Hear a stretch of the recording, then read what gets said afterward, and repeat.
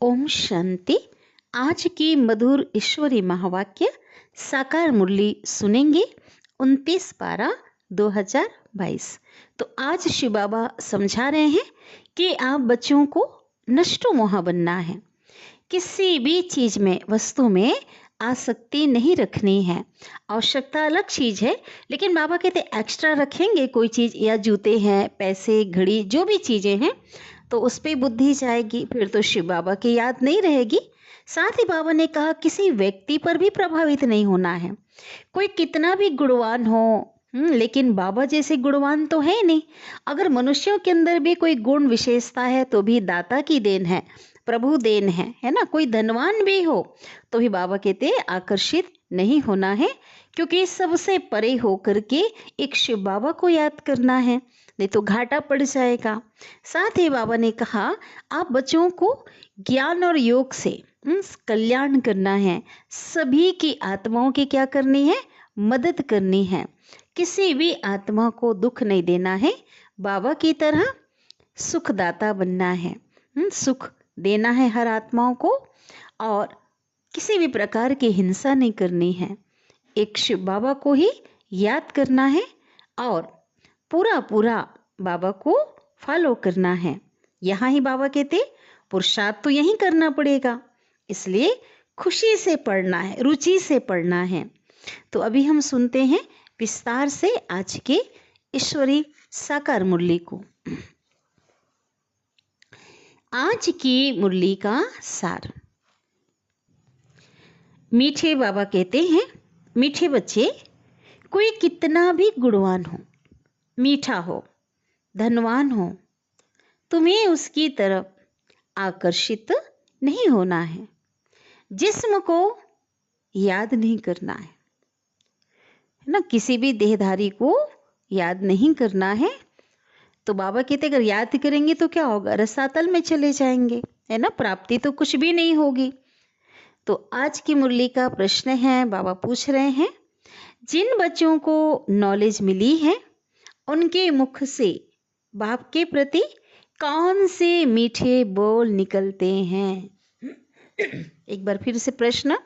जिन बच्चों को नॉलेज मिली, ये सत्य ज्ञान मिला है बाबा के द्वारा, और तो उनके मुख से बाबा के प्रति कौन से मीठे बोल निकलते हैं? उत्तर है ओहो बाबा, आपने तो हमें जी दान दे दिया है, जीवन दान दे दिया है।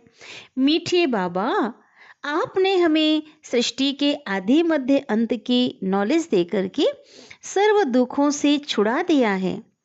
तो बाबा कहते कितने शुक्रिया निकलने चाहिए, हर घड़ी हर पल ऐसे बाबा के लिए शुक्रिया निकलने चाहिए। प्रश्न 2 है। दूसरा प्रश्न, अंत के समय बाप के सिवाय किसी में भी रग ना जाए, उसके लिए क्या करना है? बाबा ने कई बार बताया, अगर किसी में भी रग गई, एक छोटी सी चीज भी याद आई एक बाबा के सिवाय अंत में, तो अंत मति सो गति क्या होगी? उसकी दुर्गति हो जाएगी, फिर तो सदगति हो ना सके। इसलिए बाबा कहते हैं उत्तर क्या करना है? बाबा कहे बच्चे, कोई भी चीज लोभ के वश अपने पास एक्स्ट्रा नहीं रखनी है। आवश्यकता अलग चीज है, लेकिन बाबा कहते हैं एक्स्ट्रा नहीं रखनी है। एक्स्ट्रा रखेंगे तो उसमें रग जाएगी, उसमें बुद्धि जाएगा, मोह जाएगी, है ना। तो बाबा कहते हैं बाप की याद फिर भूल जाएगी। भाई उस चीज़ों में अगर मोह होगा, जिस चीज़ों से अटैचमेंट होगी वही याद आएगा। इसलिए बाबा सबको सावधानी दे रहे हैं, डायरेक्शन दे रहे हैं।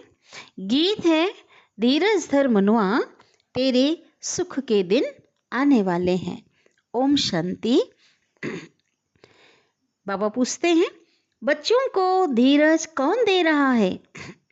तो बच्चों की बुद्धि झट बेहद के बाप की तरफ चली जाती है कि हम बच्चों को धीरज बेहद का बाप परमपिता परमात्मा दे रहे हैं। सो भी सिर्फ इस समय ही तो बच्चों की बुद्धि उनकी ओर जाती है। यूं तो बेहद की बाप की तरफ बहुतों की बुद्धि जाती है, परंतु उन्हों को तो ये मालूम ही नहीं है कि अभी संगम युग है, और वही परमपिता परमात्मा आया हुआ है। सबको एक ही बार पता तो नहीं पड़ सकता। बच्चे बाप का ना बने, बच्चे बाप का बने तो मालूम पड़े, अगर बनेंगे ही नहीं तो मालूम भी नहीं पड़ेगा। अब तुम बच्चों ने बाप को जाना है, जानते हो बाबा आया हुआ है, बेहद का वर्षा दे रहे हैं, जो 5000 वर्ष पहले तुमको दिया था। वह आते ही हैं बच्चों को बेहद स्वर्ग का वर्षा देने। वह बेहद का बाप शिव बाबा हमें, बाबा कहते बच्चों को पढ़ाते भी हैं। भगवान यानी बाप, भगवानुवाच अर्थात पढ़ाते हैं। बाबा पूछते हैं क्वेश्चन मार्क, पढ़ाते क्या हैं? वह तो तुम बच्चे भी समझते हो। क्या समझते हैं? कि आदि मध्य अंत का हमें ज्ञान दे रहे हैं, रचयिता रचना की नॉलेज दे रहे हैं। हम बाप के सम्मुख बैठे हैं। बाबा कोई शास्त्र तो पढ़ा हुआ नहीं है। किस बाबा के लिए बात आ रही है? शिव बाबा, वो तो नॉलेजफुल है। हाँ, यह दादा पढ़ा हुआ है। जिसके तन में आते हैं तो ब्रह्मा बाबा के लिए कहते हैं कि यह सब कुछ पढ़ा हुआ है। लौकिक में बाबा ने बहुत वेद शास्त्रों का अध्ययन किया हुआ था ना, उनको कहा ही जाता है, शिव बाबा को क्या कहा जाता है? ज्ञान का सागर, ऑल माइटी अथॉरिटी, सर्वशक्तिमान अधिकारी। खुद भी कहते हैं कि मैं सभी वेदों शास्त्रों आदि को अच्छी रीति जानता हूँ। कौन कहते? शिव बाबा।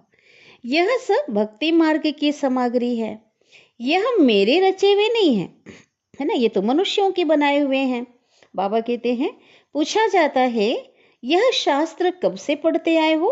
तो लोग क्या आंसर देते हैं? ये तो परंपरा से चला आया है। अब बाबा कहते कोई सतयुग से तो शास्त्र नहीं पढ़ रहे हैं ना, देवताएं थोड़े शास्त्र का अध्ययन करते थे, तो परंपरा से थोड़ी चला आ रहा है। तो शिव बाबा कहते हैं मेरे को तो कोई भी पढ़ाने वाला नहीं है ना। बाबा तो स्वयं ज्ञान का सागर है, कौन पढ़ाएगा? ना मेरा कोई बाप है, और तो सब बाबा कहते गर्भ में प्रवेश करते हैं, अपनी माँ की परवरिश लेते हैं ना, लालन पालन होता है, माता के द्वारा पालना लेते हैं। तो शिव बाबा कहते हैं मैं तो गर्भ में आता ही नहीं हूँ जब माता की परवरिश लूं। मनुष्य की आत्मा गर्भ में जाती है। सतयुग के लक्ष्मी नारायण ने भी तो गर्भ से जन्म लिया ना, भले वो गर्भ महल था लेकिन जन्म तो गर्भ से लिया, है ना, कि ऊपर से थोड़ी आए, है ना, डायरेक्ट या प्रकट नहीं हुए हैं। वरना देवताओं ने भी कैसे जन्म लिया, है ना, गर्भ से लिया, तो वो भी मनुष्य ठहरे। तो शिव बाबा कहते हैं मैं तो इस शरीर में, है ना, ब्रह्मा के तन में आकर प्रवेश करता हूँ। ड्रामा प्लान अनुसार कल्प पहले मौफिक, पहले भी आया था। यह अक्षर और कोई भी जानते नहीं ना, दुनिया में मनुष्यों को पता ही नहीं है। कल्प की आयु का किसको पता नहीं है। तो शिव बाबा बैठ समझाते हैं कि मैं तुम्हारा बाप भी हूँ, शिक्षक भी हूँ और सतगुरु भी हूँ। तुम जानते हो यह बाबा मिल्कियत देने वाला है ना, शिव बाबा बेहद की अविनाशी प्रॉपर्टी देने वाला है ना, स्वर्ग की बादशाही देने आया है।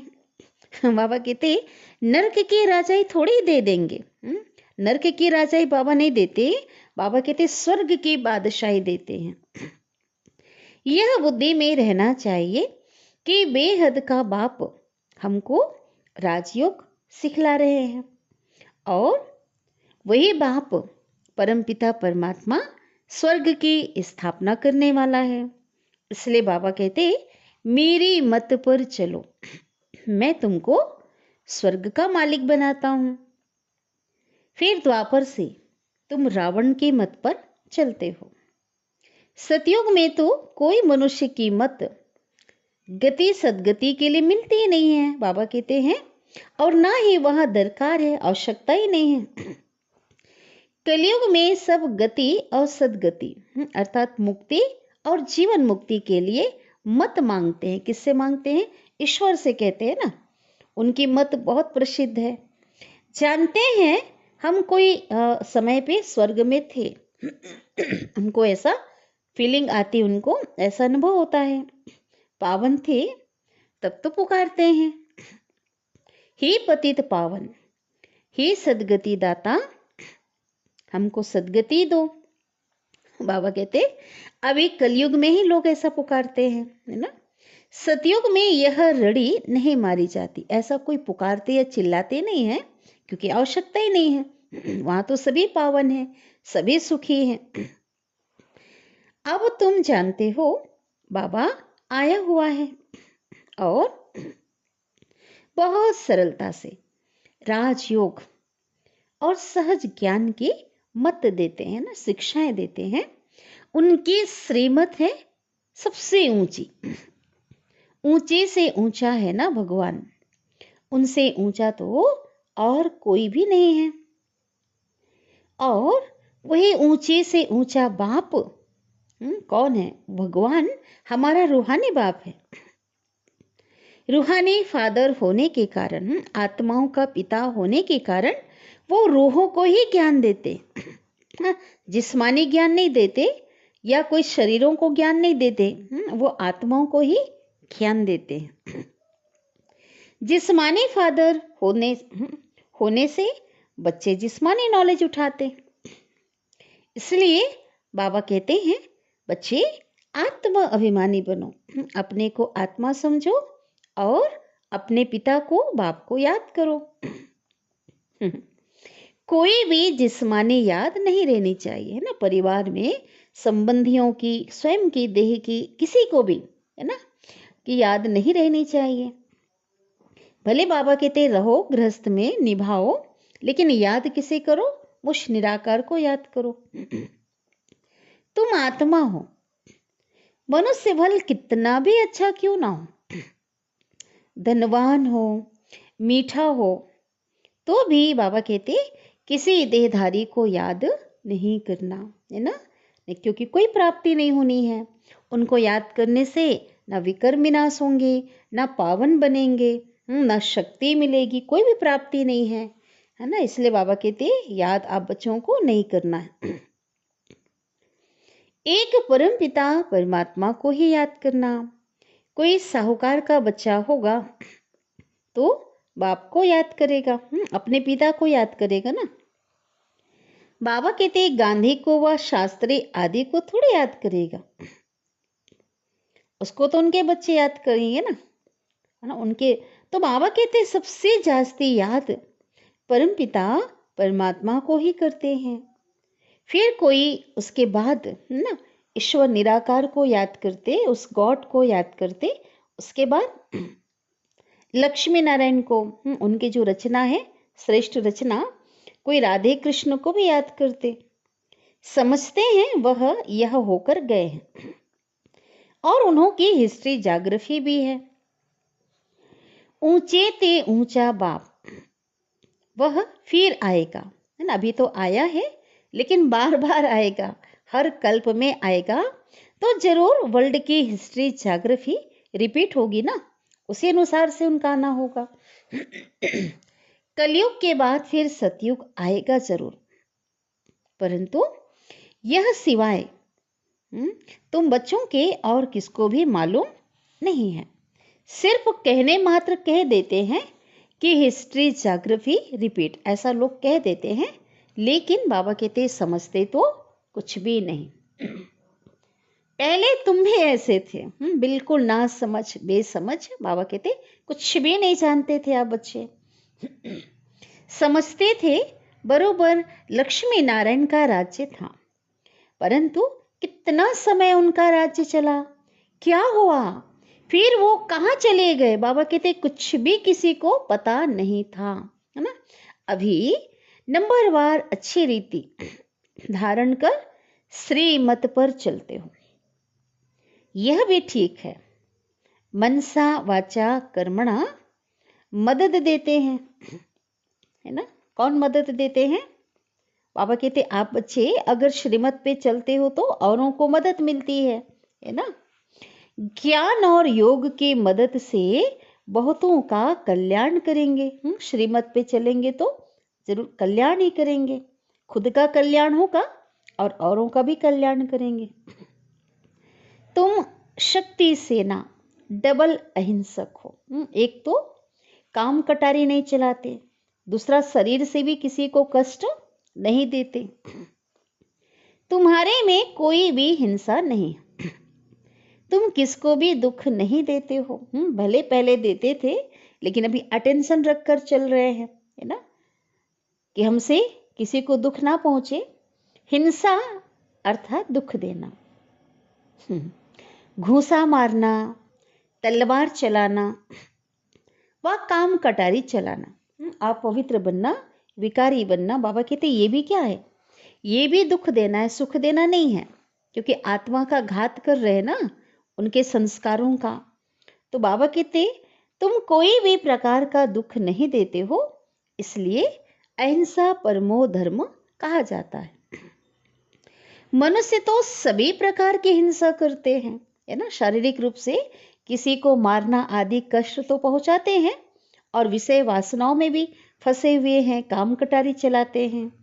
तो बाबा कहते हैं ही रावण राज। मनुष्यों ने तो, है ना, खुद जैसी कहते हैं, क्या कहते हैं, जैसी वृत्ति वैसी दृष्टि। मनुष्यों ने तो श्री कृष्ण के चरित्रों में भी हिंसा दिखा दिया। क्या दिखा दी हिंसा, कौन सी दिखा दी, कहते हैं ना, चक्र से उसने गला काटा, ये किया। तो बाबा कहते तुम बच्चे जानते हो, श्री कृष्ण तो हाँ सतयुग का राजकुमार था, उनके ऐसे चरित्र व जीवन कहानी की तो बात ही नहीं। बाबा कहते ना बहुत ही दिव्य, बहुत ही रॉयल था वो, है ना, सर्वगुण संपन्न, डबल अहिंसक जो गायन है, बाबा कहते हैं वो तो कुछ भी ऐसी बात नहीं जो लोगों ने उन पे क्या लगा दिए हैं, लांछन लगाए हैं। चरित्र है ही ईश्वर के, वही रत्नागर, सौदागर, ज्ञान का सागर और जादूगर है। अरे निराकार परमात्मा फिर सौदा कैसे करेगा, पूछ रहे हैं बाबा। सौदागर तो मनुष्य होगा ना। तो इन बातों को तुम जानते हो, कैसे सौदागर और रत्नागर है ना। ब्रह्मा के तन में आकर बाबा क्या करते हैं, बच्चों से सौदा करते हैं, है ना, हमारा सारा पुराना लेकर के सब कुछ हमें नया देते हैं, है ना, रत्नों का भंडार देते हैं, कौड़ी लेकर के, है ना, हमारी से कखपन लेकर के बाबा हमें माला माल बनाते हैं। तो बाबा कहते हैं उनको सब क्यों याद करते हैं, पूछ रहे हैं बाबा। हे पतित पावन, सर्व के सदगति दाता, दुख हरता सुख करता, कहते हैं ना। तो बाबा कहते ऐसे नहीं कहते हैं, उन्होंने आकर के दुख हरा है, सबको सदगति दिया है, पतितों को पावन बनाया है ना, इतना ऊंचा कर्तव्य करके गए हैं, तभी आत्माएं उनको याद करते हैं, क्योंकि बिना कर्तव्य के महिमा तो हो नहीं सकती। महिमा अभी एक की है, यह महिमा न सूक्ष्म वतनवासी, है ना, ब्रह्मा विष्णु महेश की है, न ही साकार सृष्टि स्थूल वतनवासी की हो सकती है। ये महिमा एक निराकार परमात्मा जो मूल वतन निवासी हैं उनकी ही है। ऊंचे ते ऊंचा वही बाप है और हम आत्माएं उनके बच्चे हैं। हम सब नंबरवार पार्ट बजाने आते हैं। तो बाबा कहते हैं यह जो नॉलेज मैं तुमको सुनाता हूं वह प्रायः लोप हो जाती है ना, विनाश जैसे होगा, इस सृष्टि के अंत के साथ ही ये सारा ज्ञान क्या हो जाएगा, बाबा परमधाम चले जाएंगे, हम आत्माएं भी घर चले जाएंगे और ये ज्ञान प्रायः लुप्त हो जाएगा। वह गीताएं मना दुनिया में जो मनुष्यों ने जो बनाए हैं, मिक्स किया है परमात्मा के महावाक्यों में, वो गीताएं तो ढेर हैं। फिर क्या होगा, बाबा कहते सत्य गीता ज्ञान तो लुप्त हो जाएगा, फिर वही पुराने गीताएं निकलेगी। तुम्हारे कागज थोड़े ही निकलेंगे, बाबा की जो मुरली है, बाबा जो ज्ञान सुनाते हैं, बाबा कहते ये ऐसा थोड़े निकलेगा। गीता तो बहुत भाषाओं में है, ऊंची ते ऊंची गीता है, परंतु सब बनाई किसने है? मनुष्यों ने। यथार्थ तो है नहीं, इसलिए सब अंधेरे में है। तब तो गाया जाता है, ज्ञान सूर्य प्रगटा और अज्ञान अंधेर विनाश। इस सूर्य की महिमा नहीं है। बाबा कहते स्थूल में जो गगन में जो सूर्य निकलता है उसके लिए नहीं है, ये ज्ञान सूर्य शिव बाबा के लिए है। वो सूर्य तो ये स्थूल अंधकार को, इस दुनिया के अंधकार को मिटाता है, लेकिन ज्ञान सूर्य तो अंतःकरण के अज्ञानता के अंधकार को मिटाता है। तो ज्ञान सूर्य की महिमा है। वह सूर्य तो धूप देता है, सागर पानी देता है। उनके बाबा कहते उनके नाम पर इनके नाम उन पर लगा दिए हैं। ज्ञान सागर को ज्ञान सूर्य भी कहते हैं। तुम जानते हो हमारा अंधियारा अब दूर हो गया है। ज्ञान सूर्य के प्रकाश से, उनके ज्ञान से हमारा अंधकार, अज्ञानता का अंधकार क्या हो गया? दूर हो गया। सृष्टि के आदि मध्य अंत को तुम ही जानते हो। जब रचयिता के पाठ को जानते हो तो औरों के पाठ को भी जरूर जानते होगे। हाँ बिल्कुल हम जानते हैं ना, और बाबा ने हमें बताया है ये सारा खेल है ना, सभी के पाठ के बारे में बताया है। हम देवात्माओं के, धर्म आत्माओं के, पूरी मनुष्य सृष्टि की आत्माओं के बारे में बाबा ने हम बच्चों को बताया है। तुमको नॉलेज मिल रही है, तुम जानते हो यह बाबा बहुत प्यारा है। कौन बाबा? भोलानाथ, शिव बाबा हमको जीवन दान देते हैं, दुख से छुड़ाते हैं, काल के चंबे से छुड़ाते हैं। ऐसा छुड़ाते हैं कि 2500 वर्ष तक, 2 युगों तक किसी की अकाले मृत्यु नहीं होगी ना। इच्छा से शरीर का त्याग करेंगे। कोई मरने से अगर बच जाते हैं है ना, अगर एक्सीडेंट में, बहुत भयंकर एक्सीडेंट होता है, कोई दुर्घटना होती है और उसमें अगर वो बच जाता है तो कहते हैं ना, डॉक्टर ने जीवदान दिया। डॉक्टर अगर इलाज करता है किसी का तो कहते हैं डॉक्टर ने बचा लिया। तुमको तो एक ही बार ऐसा जीवन दान मिलता है जो तुम कभी बीमार ही नहीं होंगे, है ना। वंडरफुल बात, 2500 साल तक किसी प्रकार का कोई रोग नहीं होगा, नाम निशान नहीं होगा। फिर यह नहीं कहना पड़ेगा कि फलाना ने जेदान दिया, है ना, वहां तो ऐसी बात होगी ही नहीं। यह बिल्कुल नई बात है। अभी तुम जीते जी बाप के बने हो, है ना। जैसे कोई मर जाता है तभी दुनिया में क्या कहते, अल्लाह को प्यारा हो गया, भगवान के घर गया। जीते जी कभी भी दुनिया में ऐसा नहीं बोला जाता है कि भगवान का बना है ना। लेकिन बाबा कहते हैं प्रैक्टिकल में आप बच्चे, आप आत्माएं इसी शरीर में, इसी जीवन में जीते जी शिव बाबा के, भगवान के बने हो। कोई कोई को फिर माया रावण अपनी तरफ खींच लेती है ना। बाबा की तरफ से क्या करती है? अपनी ओर खींच लेती है, अपना बना लेती है। उसे कहेंगे रावण रूपी काल खा गया। ईश्वरी गोद में आकर फिर बदलकर आसुरी गोद में चले जाते हैं। काल ने नहीं खाया, वरना उस प्रकार से काल ने नहीं खाया, लेकिन जीते जी ईश्वर के बने, फिर जीते जी उसी जीवन में रावण के बन पड़ते हैं। यहाँ धर्मात्मा बने, फिर वहां जाकर के अधर्मी बन जाते, अर्थात देह भान में आकर विकारों के वशीभूत होकर पाप कर्म करने लग पड़ते हैं। यह संगम पर धर्म का राज्य है, वहां माना कलयुग में अधर्म का राज्य है। सतयुग में है एक धर्म, है ना। संगम पर कौन से धर्म का राज्य है? बाबा इस समय रचते हैं ना, ब्राह्मण धर्म, है ना। तो बाबा कहते कलयुग में है अधर्म का राज्य, कौरव राज्य। पांडवों के साथ कहते हैं श्री कृष्ण थे, है ना। तो बाबा कहते तुम्हारे साथ तो शिव बाबा है ना। हम पांडवों के साथ कौन है? हम पांडव हैं और हमारे साथ शिव बाबा है, भगवान है।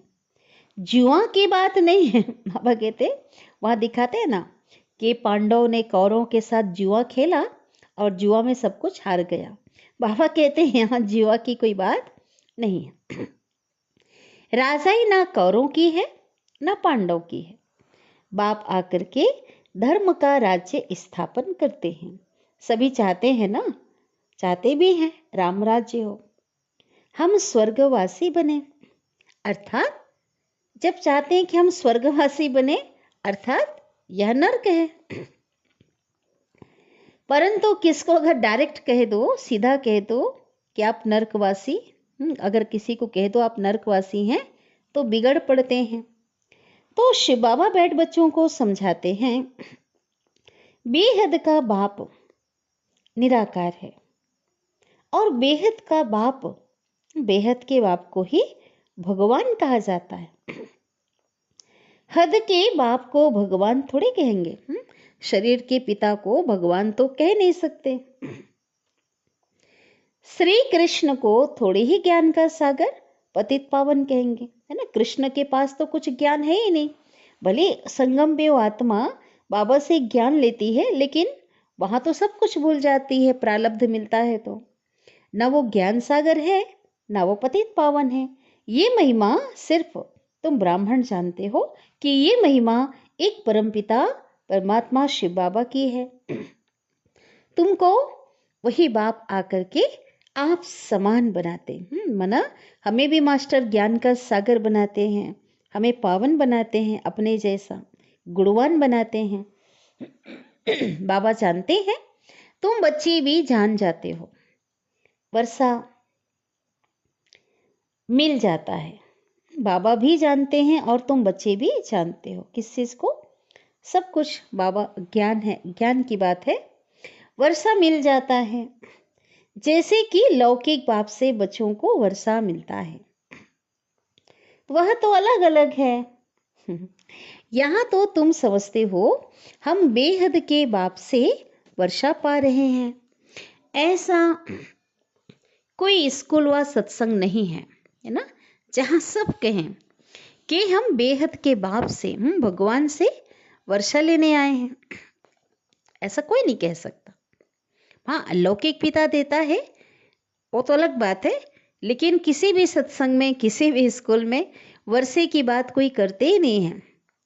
यहाँ तो बाप राजयोग सिखलाते हैं, कहते हैं तुम नर से नारायण बनेंगे, सो जरूर संगम युग अर्थात कलयुग का अंत और सतयुग की आदि का संगम होगा ना। बाबा कहते हर युग के बीच एक संगम आ रहा है ना, दो युगों के बीच जो है संगम आ रहा है। लेकिन बाबा जो पुरुषार्थ कराते हैं, बाबा जो आते हैं, वो कब आते हैं? कलयुग का अंत और सतयुग के आदि, दोनों के बीच जो संगम है यहाँ पर ही आते हैं। और तुम यहाँ ही पुरुषार्थ करते हो इसी संगम पर नर से नारायण बनने के लिए। यह राजयोग हम बाबा से सीख रहे हैं, नर से नारायण और नारी से लक्ष्मी बनने के लिए। नर नारायण का मंदिर भी बनाते हैं, उनको 4 भुजाएं दे देते हैं, है ना, क्योंकि साथ में है ना नारी लक्ष्मी का। फिर बाबा कहते मंदिर नहीं है ना। नारी लक्ष्मी को दीपमाला पर, दीपावली पर बुलाते हैं, उनको महालक्ष्मी कहते हैं। 4 भुजा दिखाते हैं ना, तो बाबा ने बताया है कि 4 भुजा भी युगल रूप की यादगार है ना। 2 हाथ लक्ष्मी, 2 हाथ नारायण, जैसे कि विष्णु की भी 4 जो भुजा है वो भी कंबाइंड रूप युगल का रूप है। तो बाबा कहते हैं दीपमाला पर, दीपावली पर लक्ष्मी को बुलाते हैं। तुम लक्ष्मी की मूर्ति 4 भुजाओं के सिवाय नहीं देखेंगे। कभी भी दीपमाला पर दिखाते हैं, बाबा कहते 2 भुजा वाली लक्ष्मी नहीं दिखाते हैं, हमेशा 4 भुजा की लक्ष्मी ही दिखाते हैं, जिसको पूजते हैं। यह युगल विष्णु का रूप है, इसलिए 4 भुजाएं दी है। तो ये सब बातें बाबा ही समझाते हैं। बाबा कहते मनुष्य तो कुछ भी जानते नहीं, भगवान को ढूंढते रहते हैं और धक्का खाते रहते हैं। भगवान तो है ही ऊपर, फिर ढूंढने की क्या दरकार है? हाँ, ढूंढने से तो नहीं मिलेगा ना। बाबा कहते नीचे ढूंढ रहे हैं भगवान को, इधर कहते हैं ऊपर वाला, ऊंचा तेरा धाम। तो जब भगवान ऊपर है ना, फिर ढूंढने की क्या दरकार है? मंदिर में जो श्री कृष्ण का चित्र है, वह चित्र घर में रख क्यों नहीं पूछते हो?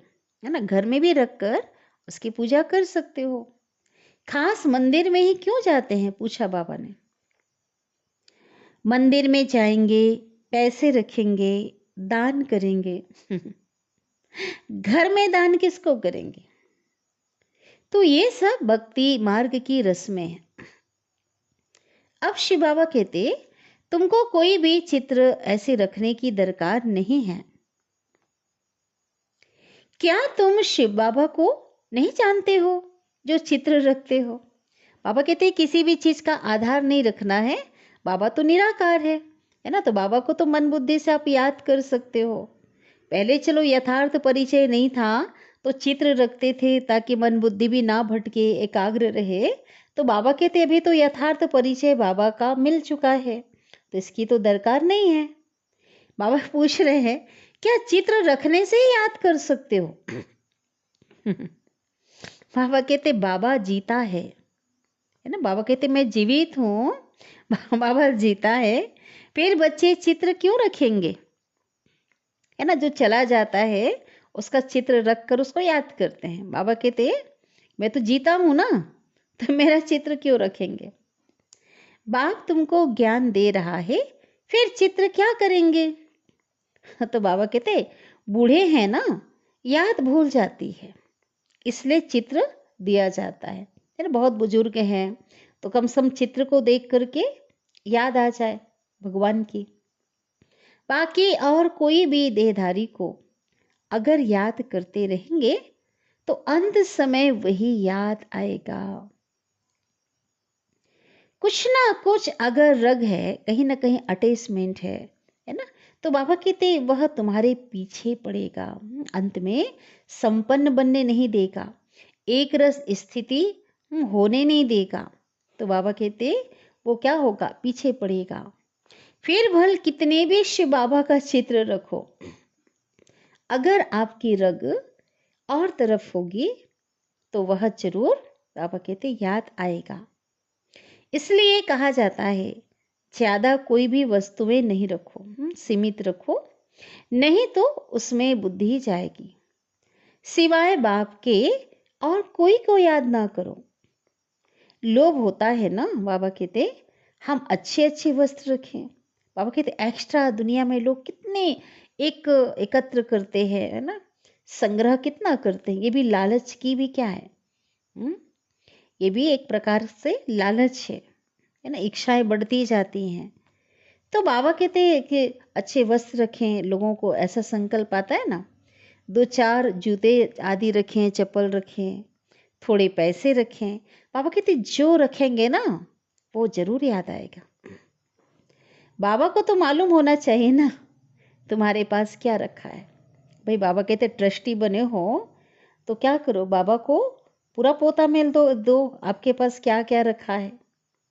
वास्तव में तुमको तो कुछ भी रखना नहीं है, जो मिलता है वही रखना है। ये समर्पित वालों के लिए बाबा कह रहे हैं, क्योंकि सबकी पालना यज्ञ से होती है ना। वहाँ पे हर किसी को, चाहे मधुबन में हो, सेंटर पे हो, हर चीज वस्तु मिलती है ना, उपयोग के लिए जितनी आवश्यकता है पूरी तरह से ध्यान रखा जाता है। तो बाबा कहते अपने अलग से कुछ नहीं रखना है, एक्स्ट्रा नहीं रखना है, जो मिलता है भगवान के घर से ना वही रखना है। एक बाप के सिवाय और कुछ भी याद ना रहे, इतनी प्रैक्टिस करनी है, तभी विश्व के मालिक बनेंगे। यह कोई नहीं समझते हैं कि राधे कृष्ण विश्व के मालिक थे, सिर्फ कहते हैं भारत में राज्य करके गए हैं। है ना, ऐसा लोग कहते हैं। जमुना के कंठे पर, उसके किनारे पर इनके महल थे, परंतु वह सारे विश्व के मालिक थे। यह सिर्फ तुम्हारी बुद्धि में है। बेहद का बाप बेहद का मालिक बनाने आया है। प्रजा और राजा में फर्क बहुत है। यहां तुम नर से नारायण बनने आए हो, है ना। बाबा कहते मेरे पास क्यों आए हो, है ना, प्रजा बनने नहीं आए हैं, है ना, राजा बनने आए हो तो पूरा फॉलो करो। किसको फॉलो करना है? बाबा हमेशा कहते हैं मदर फादर को फॉलो करो। जो नंबर 1 पढ़ाई पढ़ने वाले हैं, होशियार स्टूडेंट हैं, उनको फॉलो करो। फकीर से यहाँ अमीर बनना है तो इतना पुरुषार्थ करना चाहिए ना। बाबा कहते खुशी से पढ़ना चाहिए। बाबा तो कितने रुचि से पढ़ाते हैं, तो आप बच्चों को भी ऐसे ही पढ़ना है। अच्छा, शिव बाबा बाप दादा से हम याद प्यार ले लेते हैं। मीठे मीठे सिकिलधे बच्चों प्रति माता पिता बाप दादा का याद प्यार और गुड मॉर्निंग। रूहानी बाप की रूहानी बच्चों को नमस्ते। और हम रूहानी बच्चों के रूहानी माता पिता बाप दादा को याद प्यार, गुड मॉर्निंग और नमस्ते। शुक्रिया बाबा, शुक्रिया, आपका दिल से पद्मा पदम गुणा शुक्रिया। धारणा के लिए मुख्य सार, पहली पॉइंट है ज्ञान योग से सबको मदद करनी है ना। सबको बाबा का परिचय देना है और योग के द्वारा शुभ भावना रखनी है, शक्ति का दान देना है। बाबा कहते हैं डबल अहिंसक बनना है, किसी को भी दुख नहीं देना है। दूसरी पॉइंट, नष्टो मोहा बनना है ना। अंतिम अध्याय कौन सा है? कहते हैं ना नष्टो मोहा स्मृति लब्धा। तो हमें क्या बनना है? नष्टो मोहा, किसी भी चीज में, ना किसी व्यक्ति में, है ना, ना किसी वस्तु में, किसी भी चीज में किसी प्रकार की रग ना जाए, नष्टो मोहा बनना है। किसी भी चीज में बुद्धि की रग नहीं रखनी है। एक बाप की याद सदा रहे, इसकी प्रैक्टिस करनी है। वरदान दे रहे हैं सदगुरु बाबा। ब्राह्मण जीवन में याद और सेवा के आधार द्वारा शक्तिशाली बनने वाले माया जीत भाव, है ना। एक बार फिर से सुन लेते हैं। ब्राह्मण जीवन में याद और सेवा के आधार पर शक्तिशाली बनने वाले माया जीत भाव। विस्तार है, ब्राह्मण जीवन का आधार है याद और सेवा। अगर याद और सेवा का आधार कमजोर है तो ब्राह्मण जीवन कभी तेज चलेगा और कभी ढीला चलेगा। तो बाबा कहते हैं कोई सहयोग मिले, कोई सहयोग मिले, कोई साथ मिले, कोई सरकमस्टांस मिले तो चलेंगे, नहीं तो ढीले हो जाएंगे, है ना। तो बाबा कहते ऐसे नहीं होना चाहिए कि कोई सहयोग मिले, किसी का आधार के आधार पे हमारा पुरुषार्थ हो। बाबा कहते ऐसा नहीं। अगर ऐसा होगा तो बाबा कहते ढीले हो जाएंगे। इसलिए याद और सेवा दोनों में तीव्र गति चाहिए। याद और निस्वार्थ सेवा है। बाबा कहते सेवा भी कैसी होनी चाहिए? शिव बाबा को याद तो करना है, लेकिन निस्वार्थ सेवा, है ना, किसी प्रकार से बिना इच्छा कामना रखे हुए सेवा करना। तो मायाजीत बनना बहुत सहज है ना। अगर दोनों चीज के आधार बाबा कहते उस आधार से, याद और सेवा के आधार से बाबा कहते मायाजीत बनना बहुत सहज है। फिर हर कर्म में विजय दिखाई देगी। बैलेंस रखना है। स्लोगन, विघ्न विनाशक वही बनता है जो सर्व शक्तियों से संपन्न है ना। और सर्व शक्तियां कैसे आएंगी? योग बल से, है ना, ज्ञान बल से और योग बल से। इसलिए बाबा हमें, है ना, भरपूर कर रहे हैं। बाबा हमें क्या कहते हैं? बाबा ने हमें याद दिलाया है कि आप बच्चे अधिकारी हो, है ना। मैं सर्वशक्तिमान हूं, तो आप बच्चे शक्तियों के क्या हो? अधिकारी हो। तो उन शक्तियों को अपना कैसे बनाना है? योग बल से, है ना। बाबा के श्रीमत प्रमाण वो सभी शक्तियों से अपने को संपन्न बनना है ना। ज्ञान भी शक्ति है। देखिए, केवल योग ही शक्ति नहीं है, ज्ञान भी एक बल है, ज्ञान भी एक शक्ति है। और साथ ही साथ अष्ट शक्तियों के अलावा सर्व शक्तियां वो भी हैं, उससे संपन्न बनना है। तभी हम विघ्नों से मुक्त हो सकते हैं, है ना, विघ्न विनाशक बन सकते हैं, है ना। क्योंकि नॉलेज तो बहुत जरूरी है ना, कि विघ्न कौन है, विघ्न किस तरह से आते हैं, कैसे, और उसका समाधान क्या है। तो इसलिए बाबा ने कहा सभी प्रकार से शक्तियों से संपन्न बनना है। अच्छा, ओम शांति।